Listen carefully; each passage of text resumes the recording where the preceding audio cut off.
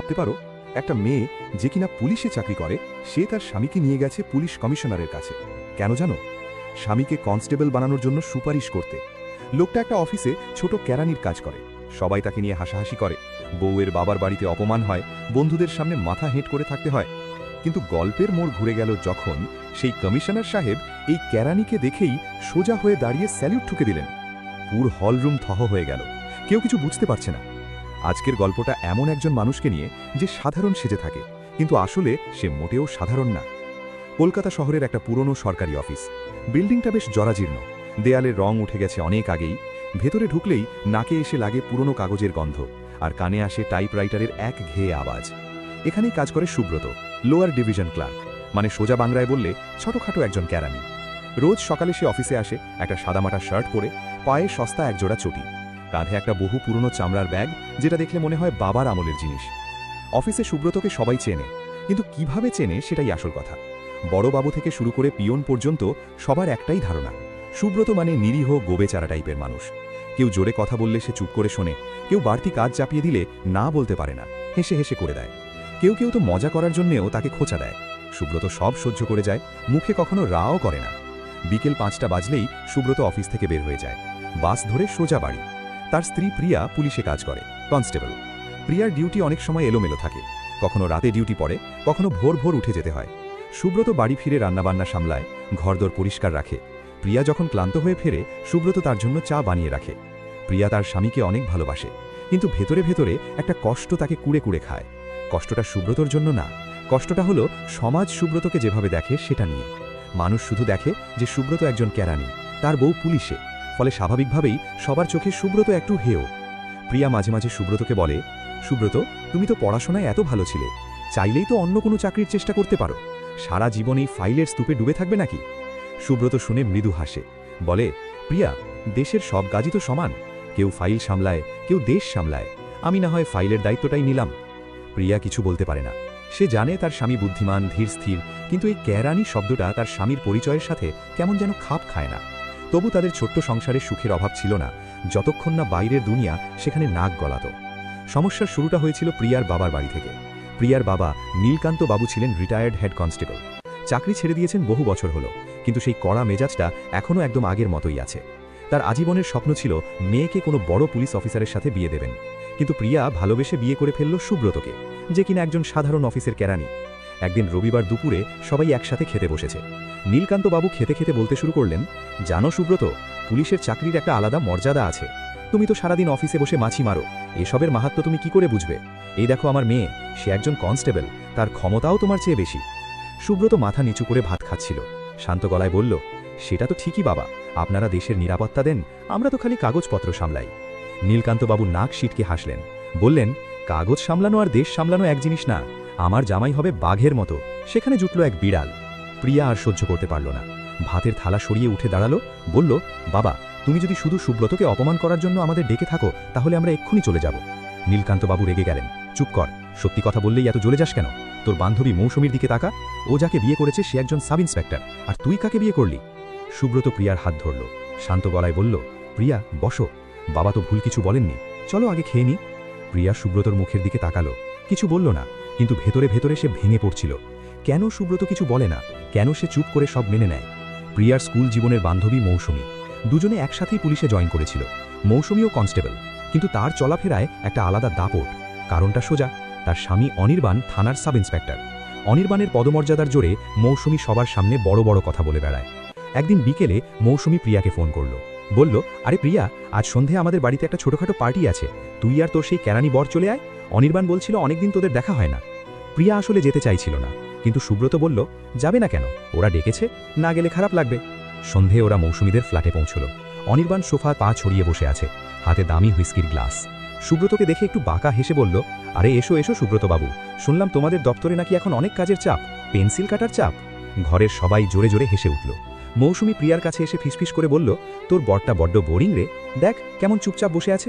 অনির্বাণের personality দেখ, আর তোর বরের দিকে তাকা, মনে হচ্ছে যেন আমাদের বাড়ির কাজের লোক বসে আছে। প্রিয়ার চোখ ছলছল করে উঠল। সে অনির্বাণের দিকে তাকিয়ে বলল, দাদা, সুব্রত কিন্তু খুব ভালো গান গায়, অনেক বই পড়ে, শুধু কেরানি বলেই তাকে এভাবে বিচার করা ঠিক না। অনির্বাণ গ্লাসটা টেবিলে রেখে বলল, আরে রাখো তোমার গান আর বই, মাস শেষে হাতে কত টাকা আসে বলো তো? আমার একদিনের বাড়তি ইনকাম ওর পুরো মাসের মাইনের সমান। প্রেম করে বিয়ে করেছো ভালো কথা, কিন্তু স্ট্যাটাসটা তো দেখতে হয়। ও একটা লুজার ছাড়া আর কিছু না। সুব্রত তখনও চুপ। সে একটু হেসে বলল, অনির্বাণবাবু, টাকা আর ক্ষমতা দিয়ে কি মানুষকে মাপা যায়? আমি আমার কাজ নিয়ে সুখী আছি। অনির্বাণ এবার রেগে গেল, বলল, সুখী থাকবেই তো, ভিকেরির মতো কনস্টেবল বউয়ের ঘাড়ে চেপে বসে আছো, নিজে তো কিছু করতে পারো না, বউয়ের রোজগারে চলো। এই কথাটা ছিল শেষ পেরেক। প্রিয়া আর সহ্য করতে পারল না। সে প্রায় চিৎকার করে বলল, অনেক হয়েছে, আমার স্বামীকে এভাবে অপমান করার কোনো অধিকার নেই তোমাদের। সুব্রত, চলো এখান থেকে। প্রিয়া সুব্রতর হাত ধরে টেনে বের করে আনলো। পেছন থেকে অনির্বাণ আর মৌসুমীর হাসির শব্দ তাদের কানে এসে বিঁধছিল। রাস্তায় নেমে প্রিয়া কান্নায় ভেঙে পড়ল, বলল, কেন তুমি চুপ করে থাকো সুব্রত? কেন ওদের মুখে জবাব দাও না? আমি আর পারছি না, এই অপমান সহ্য করার ক্ষমতা আমার নেই। সুব্রত পকেট থেকে রুমাল বের করে প্রিয়ার চোখ মুছিয়ে দিল। শান্ত গলায় বলল, প্রিয়া, সিংহ কখনো কুকুরের ঘেউ ঘেউ শুনে গর্জন করে না। প্রিয়া অবাক হয়ে সুব্রতর দিকে তাকালো। এই মুহূর্তে সুব্রতর চোখে এমন একটা দীপ্তি ছিল যা সে আগে কখনো দেখেনি, কিন্তু পরক্ষণেই সেই চেনা সাধারণ ভাবটা ফিরে এলো। সেই রাতের পর থেকে প্রিয়া একটা জেদ ধরল, যেভাবেই হোক সে সুব্রতকে পুলিশে ঢোকাবেই।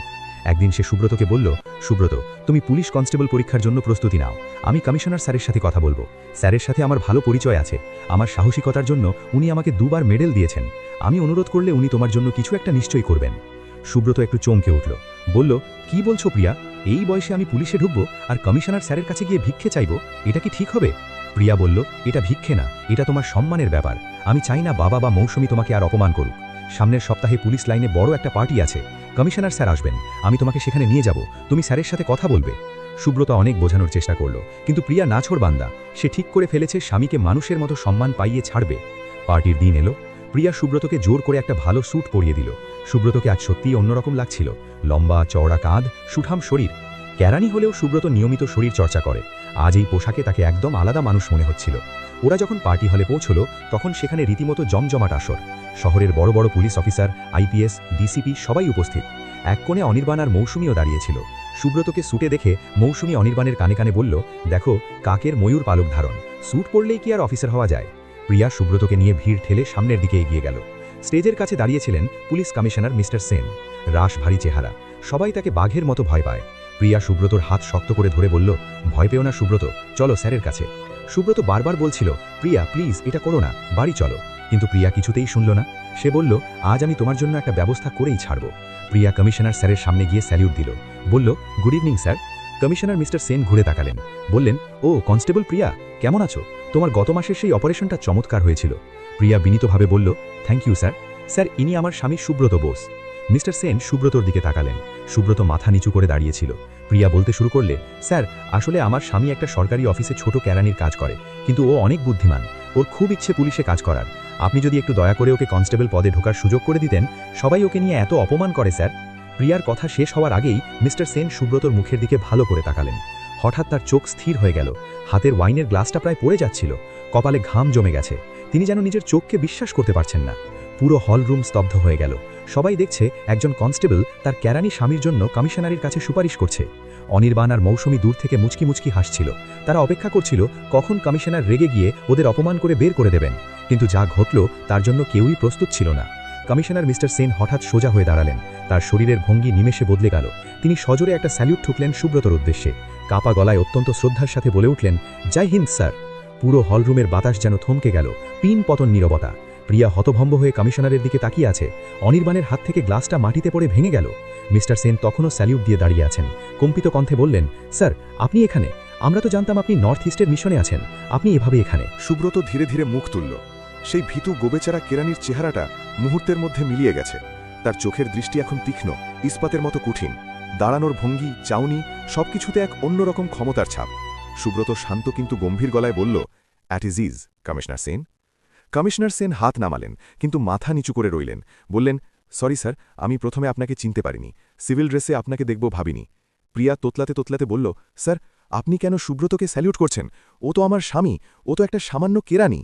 কমিশনার সেন প্রিয়ার দিকে তাকিয়ে ম্লান হাসলেন।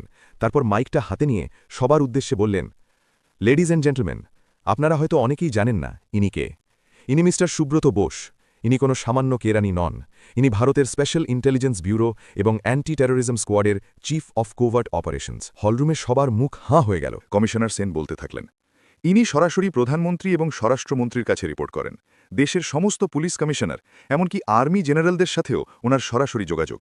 ওনার র্যাঙ্ক আমার থেকেও অনেক অনেক ওপরে। প্রিয়ার মনে হলো পায়ের নিচ থেকে মাটি সরে যাচ্ছে। সে তার স্বামীর থেকে তাকালো। এই সেই সুব্রত, যে রোজ সকালে তার কাছে 10 টাকা চায় বাসের ভাড়ার জন্য, যে তার বকুনি শুনে চুপ করে থাকে, যাকে সে একটু আগেও কনস্টেবল বানাতে এনেছিল। সুব্রত কমিশনারের হাত থেকে মাইকটা নিল। তার গলায় এখন সেই পরিচিত নরম সুর নেই, আছে আদেশের ভঙ্গি। বলল, মিস্টার সেন, আপনাকে ধন্যবাদ, তবে আমার পরিচয় এভাবে প্রকাশ করাটা প্রোটোকলের বাইরে ছিল। যাই হোক, পরিস্থিতি যখন তৈরি হয়ে গেছে তখন বলতেই হচ্ছে। সুব্রত এবার প্রিয়ার দিকে ফিরল। প্রিয়ার চোখে জল, বিস্ময় আর গর্বের এক অদ্ভুত মিশ্রণ। সুব্রত বলল, প্রিয়া, আমি সত্যি দুঃখিত তোমার কাছে আসল কথাটা লুকিয়ে রাখার জন্য। আমার কাজটাই এমন যে নিজের ছায়া থেকেও নিজেকে আড়াল করে রাখতে হয়। আমি কেরানি সেজে থাকি, কারণ এটা আমার ছদ্মবেশ। দেশের ভেতরে লুকিয়ে থাকা শত্রুদের খুঁজে বের করতে হলে আমাকে সাধারণ মানুষের ভিড়ে মিশে থাকতে হয়। আমার এই গোপনীয়তাই আমাকে জটিল কেসগুলো সমাধান করতে সাহায্য করে। তারপর সে তাকালো অনির্বাণ আর মৌসুমীর দিকে। তারা তখন ভয় থরথর করে কাঁপছে। অনির্বাণের মুখ ফ্যাকাশে হয়ে গেছে। যে মানুষটাকে সে কিছুক্ষণ আগেও লুজার বলেছিল, সে আসলে তার বসেরও বস। সুব্রত তাকে দিকে এগিয়ে গেল না, শুধু দূর থেকে ঠান্ডা চোখে একবার তাকালো। এটুকুতেই অনির্বাণের পা কাঁপছিল। পার্টি শেষে ভিআইপি লাউঞ্জে সুব্রত, প্রিয়া আর কমিশনার সেন বসেছিলেন। প্রিয়ার বাবা নীলকান্তবাবু খবর পেয়ে ছুটে এসেছেন। তিনি দরজার বাইরে দাঁড়িয়ে কাঁপছিলেন। কমিশনার সেন সুব্রতকে বললেন, স্যার, আমার প্রমোশনটা অনেক দিন ধরে আটকে আছে, যদি একটু দেখতেন। সুব্রত সেই পুরনো সুব্রতর মতো মুচকি হাসল, বলল, সেনবাবু, আজ আমার পরিচয়টা ফাঁস করে দিলেন, আবার প্রমোশনও চাইছেন। আচ্ছা, দেখা যাবে, আপনার কাজ তো ভালোই হচ্ছে। প্রিয়া সুব্রতর হাতটা ধরল, বলল, তুমি এত বড় অফিসার, আর আমি তোমাকে কনস্টেবল বানাতে টানাটানি করছিলাম। তুমি আমাকে বললে না কেন সুব্রত? সুব্রত বলল, বলে দিলে তোমার জীবন ঝুঁকিতে পড়ত প্রিয়া। আর তাছাড়া তুমি আমাকে ভালোবেসেছিলে যখন আমি কেরানি ছিলাম। ওটাই তো আমার কাছে আসল সত্য, বাকিটা তো শুধু ডিউটি।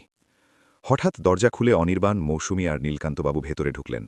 নীলকান্তবাবু সোজা গিয়ে সুব্রতর পায়ে পড়তে চাইলেন। বললেন, বাবা, আমি ভুল করেছি, আমি চিনতে পারিনি, আমাকে ক্ষমা করো। সুব্রত তাকে ধরে তুললেন, বললেন, এ কি করছেন বাবা? আপনি আমার গুরুজন, এভাবে পায়ে হাত দেবেন না। অনির্বাণ হাত জোড় করে দাঁড়িয়েছিল, তার চোখ দিয়ে জল পড়ছিল। বলল, স্যার, আমাকে সাসপেন্ড করবেন না স্যার, আমি বুঝতে পারিনি, আমি বড় অন্যায় করেছি। মৌসুমী প্রিয়ার হাত ধরে কাঁদছিল, বলল, প্রিয়া, আমাকে মাফ করে দেবন, আমি তোকে অনেক হিংসে করতাম। সুব্রত সবার দিকে তাকিয়ে বলল, শোনো, আমার পরিচয় জানা মানে কিন্তু বাড়তি দায়িত্ব। আজকের পর এই ঘরের বাইরে কেউ যেন না জানে আমি আসলে কে। এই পরিচয় যদি পাবলিক হয়ে যায় তাহলে আমার এবং আমার পরিবারের প্রাণ সংশয় হতে পারে। তোমরা কি কথা দিচ্ছ এটা গোপন থাকবে? সবাই একসাথে বলল, হ্যাঁ স্যার, কথা দিচ্ছি। সুব্রত অনির্বাণের দিকে তাকিয়ে বলল, অনির্বাণবাবু, ইউনিফর্মের জোর মানুষকে অপমান করার জন্য না, রক্ষা করার জন্য। আজ থেকে যদি শুনি তুমি ক্ষমতার অপব্যবহার করছো, তাহলে মনে রেখো, আমার নজর কিন্তু সব জায়গায় থাকে। অনির্বাণ স্যালুট করে বলল, ইয়েস স্যার, আর কোনোদিন এমন হবে না। গাড়িটা যখন বাড়ির দিকে এগিয়ে যাচ্ছে তখন রাত অনেক হয়ে গেছে। গাড়ি ড্রাইভ করছে সুব্রত, পাশে প্রিয়া বসে আছে। প্রিয়া একদৃষ্টে সুব্রতর দিকে তাকিয়ে আছে। সুব্রত জিজ্ঞেস করল, কি দেখছ? প্রিয়া বলল, দেখছি আমার সেই গোবেচারা কেরানি বরটাকে। জানো সুব্রত, আমার এখন খুব ভয় করছে। সুব্রত বলল, ভয় কেন? প্রিয়া বলল, তুমি এত বড় মানুষ, এত ক্ষমতা তোমার, আমি তো সামান্য একজন কনস্টেবল, আমাদের কি আর মিলবে? গাড়িটা রাস্তার পাশে দাঁড় করালো সুব্রত। প্রিয়ার হাতটা নিজের হাতের মুঠোয় নিয়ে বলল, অফিসার সুব্রত বোস দেশের জন্য কাজ করে, কিন্তু যে সুব্রত তোমার হাতে চা খায়, তোমার বকুনি শোনে, সে শুধুই তোমার। ইউনিফর্ম পাল্টালে কি মানুষটা পাল্টে যায়? প্রিয়া সুব্রতর কাঁধে মাথা রাখল। বাইরে ঝিরঝির করে বৃষ্টি শুরু হয়েছে। পরদিন সকালে আবার সেই একই রুটিন। সুব্রত চেক শার্ট পরে, পুরনো ব্যাগ কাঁধে ঝুলিয়ে অফিসের উদ্দেশ্যে বেরোল। পাড়ার মোড়ে অনির্বাণ ডিউটি দিচ্ছিল। সুব্রতকে দেখে সে তড়াক করে উঠে স্যালিউট দিতে গেল, কিন্তু সুব্রত চোখের ইশারায় তাকে বারণ করল। অনির্বাণ বুঝতে পারল। সে চুপচাপ মাথা নিচু করে একটু হাসল। সুব্রত বাসে উঠল। কেউ জানল না বাসের সেই ভিড়ে জানালার ধারে সিটে বসে থাকা লোকটা আসলে এই দেশের এক অদৃশ্য পাহারাদার, একজন আড়ালের নায়ক, যে সাধারণ সেজে থাকে কিন্তু আসলে মোটেও সাধারণ না। প্রিয়া এখন আর সুব্রতকে নিয়ে কোনো অভিযোগ করে না। সে জানে তার স্বামী কোনো সাধারণ মানুষ না, সে একটা সিংহ যে ঘুমের ভান করে থাকে যাতে তার জঙ্গল নিরাপদ থাকে। তোমাদের যদি গল্পটা ভালো লেগে থাকে তাহলে ভিডিওতে একটা লাইক দিয়ে দাও। এরকম আরও গল্প দেখতে চাইলে চ্যানেলটা সাবস্ক্রাইব করে রাখো। নোটিফিকেশন বেলটা অন করে দিলে নতুন ভিডিও আপলোড হলেই তোমাদের কাছে নোটিফিকেশন চলে যাবে। আজকের মতো এখানেই শেষ করছি, দেখা হবে পরের ভিডিওতে।